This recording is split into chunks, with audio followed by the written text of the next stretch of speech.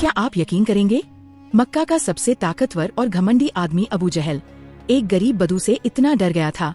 वजह कोई सेना नहीं, कोई हथियार नहीं, सिर्फ एक इंसान की सच्चाई और हक की आवाज थी। मक्का की जलती हुई गर्म रेत पर एक गरीब बदू अपने ऊंट बेचने आया। ये ऊंट उसके पूरे जीवन की कमाई थे।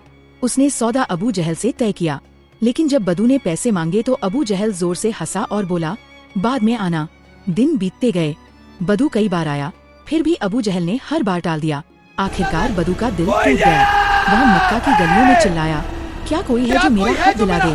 क्या कोई इंसाफ करेगा? लोगों ने दया से कहा, जाओ मुहम्मद के पास, वे हक के सबसे बड़े सहारे हैं।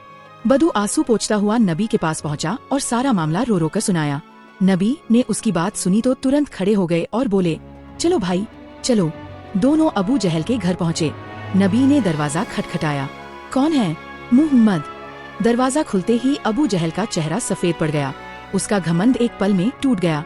नबी ने शांत लेकिन दृढ़ स्वर में कहा, इस गरीब का हक दे दो। अबू जहल तुरंत अंदर गया और सारा पैसा लाकर बदू को दे दिया। बाद में अबू जहल ने अपने लोगों से कहा, मैंने मुहम्मद के साथ एक डरावनी शक्ति देखी, जो न हथियार से आती है न सेना से, बल्कि हक और सच्चाई से आती है। ये है हक की असली ताकत। जहाँ सच्चाई और इंसाफ की बात होती है, वहाँ अल्लाह की मदद खुद उतर आती है। ऐसी ही सच्ची और दिल को छू लेने वाली कहानियों के लिए ईमान अफरोज कहानियाँ को अभी फॉलो करें, लाइक करें और शेयर जरूर करें।